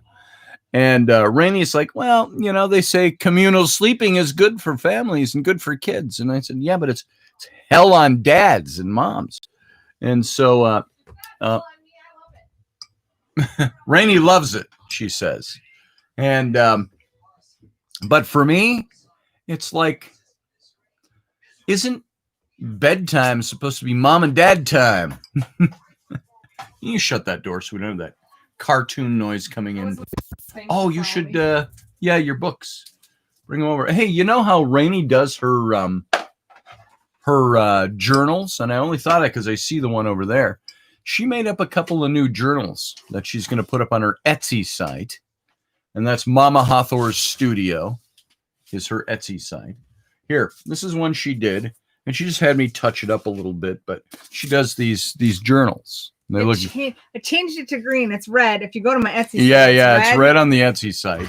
And but this is one that she just finished yesterday, and it's all blank pages. It's your journal, and she had done this one up, and then asked if I would touch it up. So I went in and I touched up the painting on the skull, and that's not white eyes in the center. That's all that is reflection right now. It's just black. She might put some jewels back in there or something, but that's one that she just finished last night. And that's your journal. This would be your journal for whatever you want to put in a book with a skull on it. Yeah. Sketchbook or whatever. That's one that's new. It's going to go up on the site. That one's all sketchbook. No hand bound, nothing in that one. Now this one, there's when she started. This is what they look like when I start them. And then she's going to put all the extra stuff around there and then paint them. We paint these things to make them look aged and make them look the way they end up. That's all just painted. And, to let you in on a secret, all that wrinkly stuff, this texturing and all that is it's paper. Grocery bags. No, it's brown paper. She's got it on rolls in there, and she gets it wet and then forms it. And you create that, and she does all her work on it. And then she, to line the inside of the cover, she puts liners in like that. So this one still needs a little touch up and stuff. Yeah, a little bit of work, but that's the back side, and there's the front side. It all has to dry before you got to dry it. Do it and dry it in parts, otherwise stuff sticks. So there's that one. Now there's one she was doing that I think is really fun. Do you have the scarab that goes in that one? Now look at this jewel she's got. You want to see the jewel first? Let's show the jewel on this. You show it. I like this book because I think it's really different and really special. But she had this little scarab dude, and it's the turquoise coloring and the red, and it's the scarab with the the disc of Ra on the top. And it's very cool little gem. And she found this and said, let's put that on a book. And so this is just the cover. It doesn't have any of the guts in it. There you can see that's what they look like on the inside before they put the guts in. But this is the book here. And I wish that the light just changes the color. It's not as yellow as it looks. But then this thing will go, of course, right in the middle there. Let's see if it'll stay on. That's going to go in the middle, that scarab. But Raini said, I said, you ought to paint that because of the scarab. Paint that to look like, Egyptian stone or ruins or something. And she said, that's where you come in. You can do that. So I got to paint this one. Scotty painted this one. And she did all the work on the texturing. But then there's an additional texture to this. And I want you to know what makes this book so special. You can't really tell. Now, you really can't tell in this light. You can maybe see here, you see some of there's that little there's a grainy texture to this. And she still has to spray this down to seal it. But that grainy texture on this cover, I've got a big bag of sand from Egypt. And this is, and I think what I want to do for the liners of this is going to tell you is get the Speas of Horemheb pictures and see if we can do something with that. Yeah. But I took a bunch of sand from Gebel El Silsila when I was in Egypt. That's my friend's archaeological site. They're a dig out there, and it's specifically from the side of the Speas of Horemheb. And so I mixed this light yellowish white kind of sandstony color, and I took about a cup of sand and mixed it in a cup with the paint from Egypt. So this is actually, this book is, the finish on this is Egyptian sand on the whole thing. From the Speas of Horemheb, the Shrine of Horemheb, which they later now have found through infrared, was the Shrine of Hatshepsut. The woman who appointed this guy back behind me, my guy for Moses. And so this is filled with sand from that shrine. And it's coated in it, and it's mixed into the color, into the pigment itself. So it's very grainy to the touch.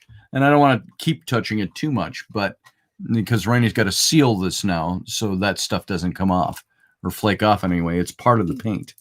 So that makes this a very special one. And that'll be coming. And who knows, maybe before she does this guy in there, he looks good in there, I think. Maybe we'll find something to do with Hatshepsut to put in there. I don't know. 2 wiggly teeth. Before that's ready to go. Yes, and my daughter is going to lose 2 bottom teeth to go along, to have a match set to her 2 front missing teeth. So there you go. Price, asked Audrey. We don't know yet. This one's going to be probably a little spendier than some of the other ones for the craft work put into this. I was going to say, this one's done. This is my new thing that I've been trying. This one actually has... I want that one. This has envelopes. Where you can put stuff in there. Yeah. You try something new. You get tired of just binding the pages. There's more envelopes in there. I can't find them. But yeah. Show them the cover of that one again. So that's nice. Are you going to put anything in the middle of that, or leave it for people to put their own pictures in there? I'm going to leave it. Okay. And then I want it. We got this one. What do these run? Generally, a big book costs what? The big one, like the big skeleton one, I think is $55. The little ones I usually charge between $25 and $35. Like the scarab one. This will be more because of the sand in it and all of that. But that's like it's a very special one. It's like a 5.5 by almost 9 inches. Yeah. And I usually charge anywhere from $40 to $50 for those. 60. What are the ones you were charging $69 for? Those ones were bigger. They're different books. This one will probably be in that $69 bracket, is my guess. Only because we're not. They're all one of a kind, but this is really rare because we have a finite amount of Egyptian sand that we use. And to me, if you are spiritual about this stuff at all, here, maybe you can see some of that sand is right up in here. There's some residue of the sand up in this area. Let's see if I can get that close enough. You can see there. You can see the sand that's embedded in this. The reason that's done, and it's coating the whole thing. That makes this special. For me, I don't know. There's something about that you've got a piece of Egypt with you. And it's not an artifact, but it's sand from an old shrine. Now, is it new sand? What's new sand? I don't know. Sand off of sandstone. This is sandstone sand. I need you to come here. Hold on. Could you please stop while we're doing the show? Once in a while, the interrupt is okay. To keep coming in with new things, not allowed. Okay. You better go watch your pop. This one will be a little bit more. As soon as I come out, I'm turning it off. And in a sometime today or tomorrow, she'll have the rest.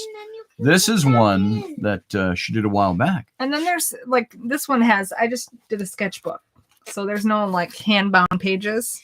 This one I took time, and this is all. I love this one. I hand stitched all the pages in.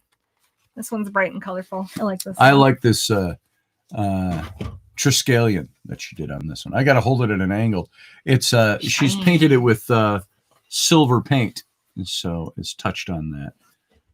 Are you coming up? And and there's a silver spray on it as well, so it gives the whole book that shimmery feel. That's kind of nice. So that's what she's doing. That's her new stuff she's been working on. Yep. And I like it. I wanted to show you this because I was really kind of proud of this one, and I thought that this was really a cool thing. No, I don't know to do it with the Egyptian sand in it. So there you go. That's her new stuff. And you can go to I live with a large piece of Egypt, says Beth. What do you got? What is it, a man? Are you married to an Egyptian? A large piece of Egypt. Purple. So blue or purple? Let's see. 69. Yeah, thereabouts, Doug, for that big one. For the Egyptian one. We'll see. We'll see. It's a selling point. Yeah, Teresa, exactly. And, we don't want to just find ways to make them more expensive. But I think if you do something that's the extra on it that makes it extra special, it's gonna cost a little bit more than just your average book. And so that's the idea with it, is to make something that's really unique. And nobody else has got that one anyway. Now I've got it's a gallon baggie of sand, and it's about half full. And so, it takes about, I'd say it was about a half a cup or thereabouts of that sand to make the concoction to put on this book. So there you go. Extra, extra, extra, says Teresa. So that's some of Raini's stuff that she's working on. And you can go to her page. It's Etsy.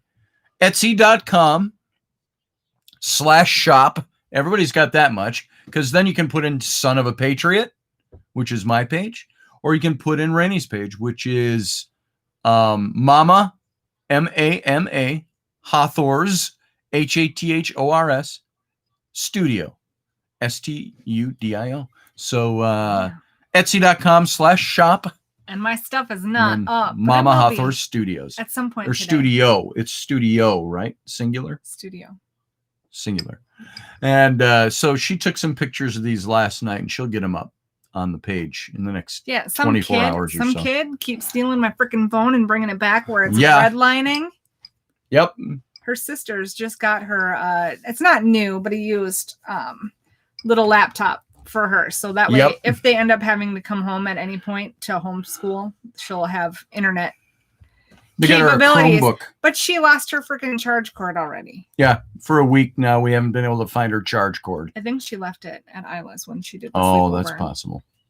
So, and then we got Ellery her own little tablet, a little size one. The Black Friday, so she can get on sales, stuff. there was a little 7-inch tablet. It was $29. And she got that on her birthday, the 2nd of December. Yep. So they've all got a device to get on, but then they still always come and steal our phones for stuff. Mm-hmm.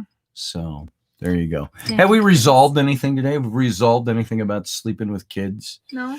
I'm against it, but I can't do anything about it.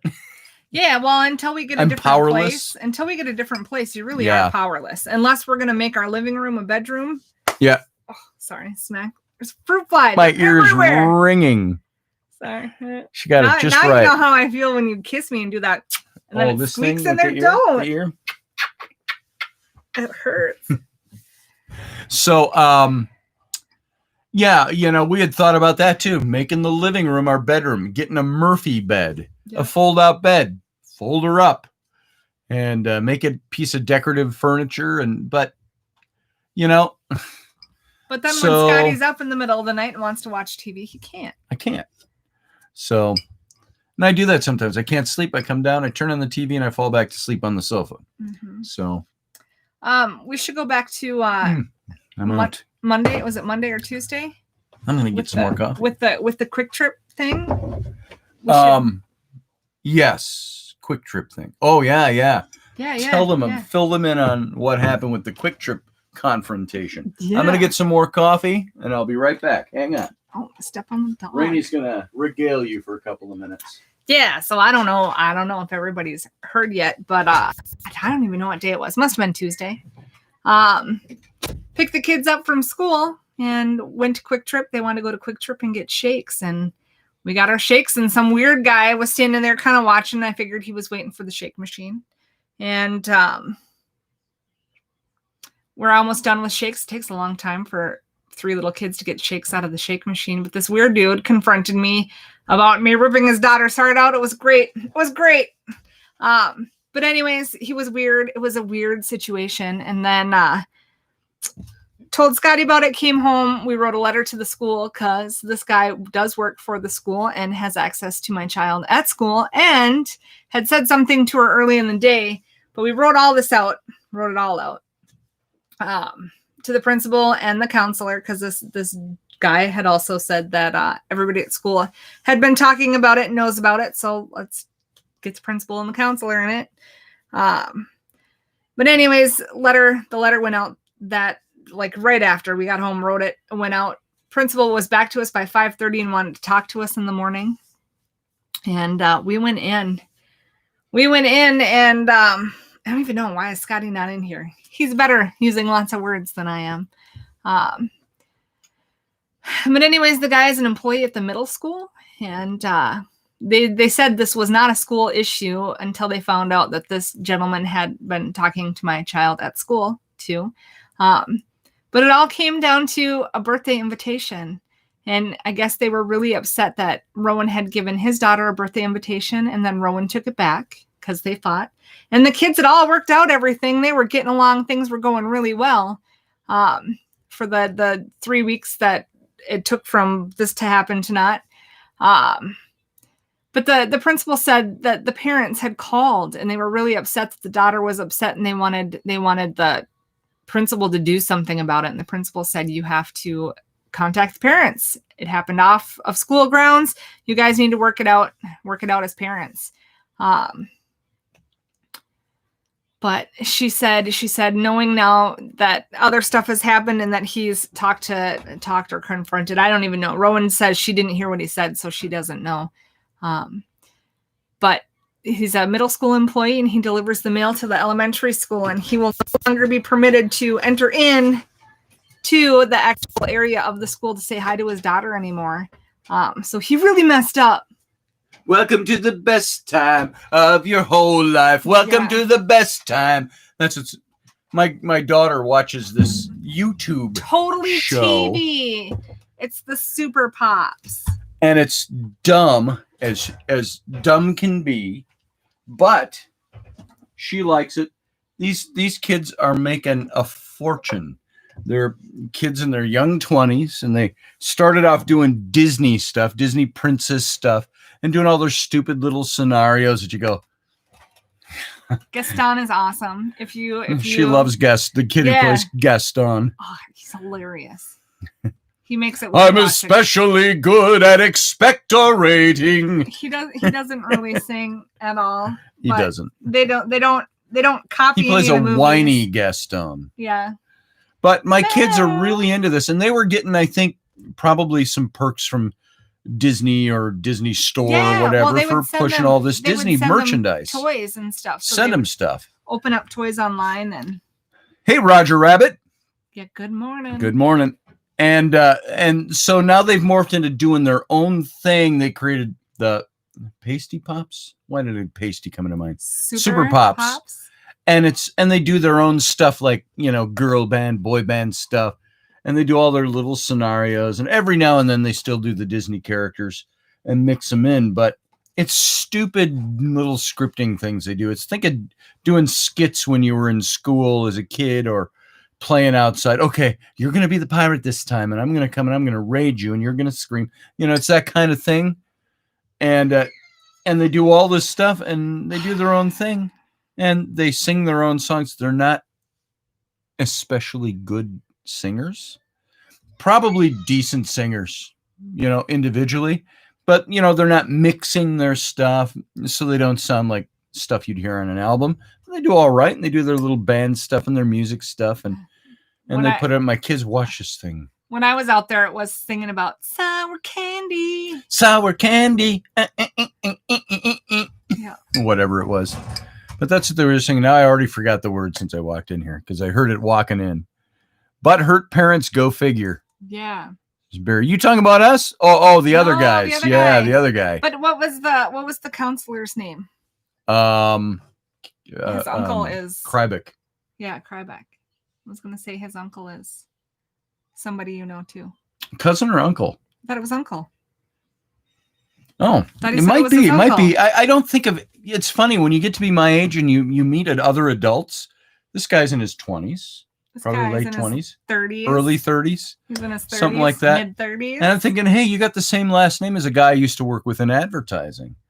And yep, that's my uncle. I'm thinking cousin. That's my Uncle Terry. I'm thinking cousin because I'm thinking, hey, I forget Terry's my age, and so you know what? His kids are grown up, and this probably is his nephew. So, but that was interesting. A guy, one of the counselors at the school, is related to a guy I worked with back in. I think we first started working together back in '93. It was when I met Jim Fitzsimmons and Rob Lane and all those people. We were building puppets and Muppet type characters, doing a TV show and books and kids activity books and things, and filming in studio, building all the sets, like Muppet Land type of stuff. And it was called Library Land. And this is back when you got the whole packet. You'd open it up and you had a cassette tape, a VHS tape, and with 6 episodes on it or something like that, and a big coloring activity book and stuff like that. But that's the project where I met Terry Krybeck and where I met my friend Jim Fitzsimmons. If you're on my Facebook page, he was an artist working for them. And I met an old friend of mine, Rob Lane. And he was the puppet master. I designed them. And so that goes way back to 1993. So anyway, that's my age. My boy had a wimpy coach. I took his job. I know about those type of parents. Hang in there, Rainy. Yeah, that's from Barry. Chad. I saw a bubblehead yesterday of the dog from Fraggle Rock. Wow, nice. Steph. That goes back too. Now, Fraggle Rock didn't come out till I was an adult, but I was already an adult, and I didn't have kids at the time when that started. So, if I think right, my oldest kids are going to be 29 in a month.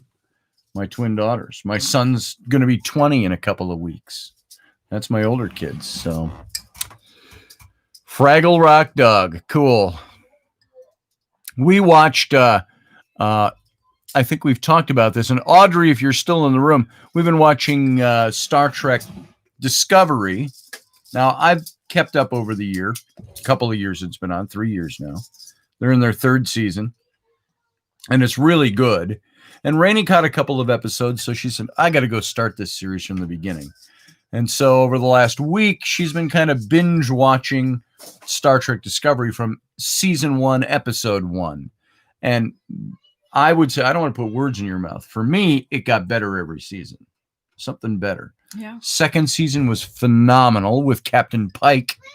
Anson Mount playing Captain Pike, which is now launching into its own television series. I don't care. Go away. We're still on here. Stop. Hey, Tattletale. I gotta tell you anyway, even though you told me not to talk and I gotta go, I'm gonna tell you as I'm shutting the door. So, Star Trek Discovery. If you haven't seen that, Doug, it's a good... You got to have a CBS All Access, which is what? $3 a month? Something like that? $5.99. $5.99 a month. So $6 a month. But you get to see... I think when Captain Pike eventually comes out, that series will probably be on CBS as well. The Picard series was on there, which was good, but I don't see that as going on very much longer. Maybe it's not the age of Patrick Stewart or the quality of his acting that he brings to the table. I just don't know how much longer they could carry that on and make it really interesting. Maybe I'm wrong about that. Star Trek Discovery kind of brings back that feel of the way you felt with the old and the original. Different characters and some, but you got Spock. Was in the second season. A very young Spock, already serving on the Enterprise with Captain Pike. And if you understand the Star Trek storyline, Pike was the captain of the Enterprise before Kirk. And then, according to the storyline, and they only did one episode with Jeffrey Hunter, old screen actor, playing Captain Pike. They did one episode, and it was the season premiere. It was the series premiere done in like 1965, and the network looked at the episode and they said it too cerebral for the public mind, and so they shit canned it. And then they gave Gene Roddenberry an extraordinary chance during the day to do a second series premiere, and they tried to get Jeffrey Hunter back as Captain Pike, and Jeffrey Hunter wanted more money, and or his wife was his agent, wanted more money, so he ended up not coming back, and then he was killed as well in a bus wreck or a plane wreck or something, and that's when they got William Shatner, and so William Shatner came in and they started the second one. And so that's where you've got, and now what they've done with Discovery Season 2, Anson Mount playing the Jeffrey Hunter Captain Pike character. Phenomenal. Even looks like him. And but the big reveal in that is the Enterprise. and toward the end of season 2. And so Jeffrey Hunter, Anson Mount's coming back as Captain Pike, and they've green-lighted, and they were already working on the Captain Pike series. Pike and Spock, and number 1, who was the woman, the long brown hair. If you know Star Trek, the original series, she played Nurse Chapel throughout the series, but she had the long brown brunette hair for that premiere episode. She was the first officer to Captain Pike. And she's being played by Rebecca Romaine.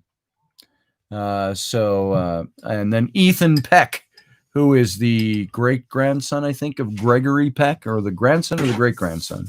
Great-grandson, I think, of screen giant Gregory Peck.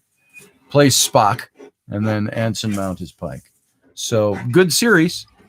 Good stuff. Yeah. James says, Picard seems like a simple short story being told, not continuing many-season show. I think after season 2, it'll be done. I think you're right. And also, it was reuniting those, letting people see the old characters. Riker and Troy and Data and what happened to these people. So, and the closeness that they have in later life. Doug says, Susie Q, what drives me nuts is my wife loves Grey's Anatomy and Station 19. I don't even know what Station 19 is. It's a firefighter show. And I know COVID is a big thing, but they pound the excrement out of it, portraying it to be much worse than it is. Yeah. And it's annoying. Yeah, they do. Yeah. Well, that's the Hollywood thing. Yep. Pike was disabled horribly. Yep, and Spock was on trial for deeming him missing in action. Right, Barry? And then that's how they aired that first episode with called The Cage. Never went to television. The way they got it to TV was they put it into that 2-part episode with Kirk and Spock. Spock commits mutiny, really, and takes the Enterprise back to this planet. And Pike is hideously disfigured, and he can't function. He's in a wheelchair, kind of a wheelchair, and he can't talk. He can't do anything. He beeps little red lights or yellow lights. And they actually showed kind of an updated version of that as well. As I can't give away the storyline, but it's something he had to encounter about possible futures for himself. And so it was very interesting stuff, very moving too. So anyway, there you go. That's what we've been doing. We've been watching Shore Leave. Which one was that? Shore Leave was the one with where they could think of things and it would transpire, the knight in shining armor and Kirk with his fight with Finnegan, his arch enemy from the Academy days and stuff like that. That was a different one. Sure, that was Shore Leave. The one with Captain Pike, the 2-parter, was called The Menagerie, because he was taken prisoner for like a zoo for this planet. And so Star Trek, one of my old faves, says Beth Kirkham. It's my oldest fave. Grew up on that. Star Trek, it's for kids. Star Trek is for kids. It's got some deep themes to it, but I think kids could watch that. Yeah, the Alice in Wonderland thing. Dr. McCoy saw the big white rabbit. He's late for a very important date. And he's like, I'm losing my mind. I just saw the big white Cheshire, or not Cheshire. Was it Cheshire rabbit? It's Cheshire cat. A Cheshire cat. The big rabbit. March Hare. I think that's what it was. Anyway, there you go. Star Trek, that's what we've been doing. We've been binge watching. We're now caught up to season 3. Yeah. And we watched the first 2 episodes of Stayed up season till 3. 3:00 last night. Yeah, we did, watching into season 3. Now, I've seen them all up to episode 6.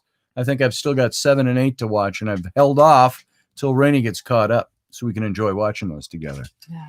So, well, that's it, folks. You know what? It's after 11 o'clock. It's 11:05. I'm going to wrap this baby up and go wrap my wife in saran wrap. No. Nice. No. That would be fun. No. You should surprise me someday. And I can walk in the door and you go, and you're wearing nothing but saran wrap. Yeah, and our kids will be there laughing. Well, the kids have to be gone. Yeah, that never happens. Not the Discovery. The Discovery. Yes, Susie Q. And it's a deep show, by the way. It's done really well. The third season is incredibly well written, and the characters are really well written. So Mom, can I clean up that's called a hot lunch. No, you may not. Or a hot Carly or something like that, Rogers. It's called the hot Raini. Didn't know. You nothing. Ew. Yeah, ew. Rowan's What do getting you grossed know out about there. nothing? You're disgusting. Doug Yeah, is we're gonna go have disgusting. some Chin's food. Yeah, Chin's food. She's all embarrassed. Actually, she spelled it Chines, Chines. She forgot the E after the S for Chinese Chinese. You know, when you came down to get your coffee, Ellie was laying up there and she was trying to get fart noises on on YouTube before we came down, and she exited out. That girl can actually read at 6. What did she say? She sounded out cancel. Nice. Yeah, I was really proud. That's I fantastic. didn't even have to teach her. All right, Doug, you go have fun with Chinese food. I've had too much this week. I love Chinese buffet. That used to be my go-to thing. Like if Rainey was gone with the kids for a weekend at her mom's or something, I would go have Chinese and bring a book and go read. I broke it. It's because you're being annoying. What do you got? Kids. What do you got? Scotty's making a turkey though when we're done. I am. I I'm want to. stuffing another turkey and putting it in the oven. Heck yeah. I like to do the Turkey. stuffing with, and I didn't get to do it because we didn't have sausage last time. We can eat that. But I like doing Jimmy Dean's sage sausage, which we have some now. And there you go. I fixed it. We can eat you, Dad. And sage sausage. And you dice up apples and onions and all of that good stuff. Sometimes water chestnuts. Throw it all into the stuffing mix. And we got to do gluten-free stuffing mix. So it's a little lacking, but it's all right. And stuff that turkey. And then you take the juices of the turkey to make your gravy. You see, I don't like to Man, stuff the turkey like that. with stuffing because I don't like wet stuffing. I like it fluffy Yeah. so that I can pour my Yeah. gravy on it and then eat it that See, way. I like it because it soaks up the turkey Yeah, and juice. I don't. the That's dripping. That's what so gravy's to speak. for. You pour gravy on it. So we'll see. I like it fluffy. I like it fluffy and white and wet and all. Fluffy and wet. Fluffy and wet. We can do All right, that you guys. today. We got to get out of here. Southern sausage is better than Jimmy Dean's. I got to try some of that. Southern sausage. It's the Okay, sage. It's the Not in sage front of the that we camera. like. Don't. You're going to mess things up. Child, just be here. Be happy. Say Be have part a of great everything. Sunday, Say have a everybody. great Sunday. Go ahead. Tell everybody have a great Sunday. No. Please. Have a great Pugs. Sunday. Pugs. Pugs. Say have a great Sunday. No. Have a great Sunday, everyone. Have a great Thanks for being Sunday, here. We'll see you now this week everyone. for members only. You're going to start seeing some members only stuff coming. So, Yeah. guys, if you aren't a member, go over and join up. I think you can get right below you this know what video. we're gonna do? We're gonna record our children cleaning the house. No. That's They're a gonna rare clean thing. the whole house, so That's we a- don't have to That's anymore. a rare thing, too. No. Sound like a plan? Sounds like a plan. This is what it looks like to have children cleaning. Yeah. All right. So you hit end stream Kyle. for us. Hit that red button, end stream. Say Now, don't hit end yet because we're going to say goodbye. This is it, folks. We're on our way out the door. Thanks for being here. We appreciate you being here. Thanks for the memberships. Thanks for all the donations. thanks for joining us. Thanks for joining us and Thanks. being part of what we're doing. We'll see you tomorrow, Monday through Friday, 10 p.m. Eastern, 9 p.m. Central, 8 p.m. Mountain Time, 7 p.m. Left Coast Time. And, of course, if you're in Australia, like Amanda B. and Susie, not Susie Q, Suze, and some other people that we have, it's going to be like 14 hours ahead. It'll be like 2 in the afternoon. Just so, wait. Daddy talks a That's lot. it. All we got. So thanks for being here. Please. Bye. Say goodbye. Bye, Thanks for everybody. joining us. Pugs. Oh, you're not pushing the button. Missed There the you go. button.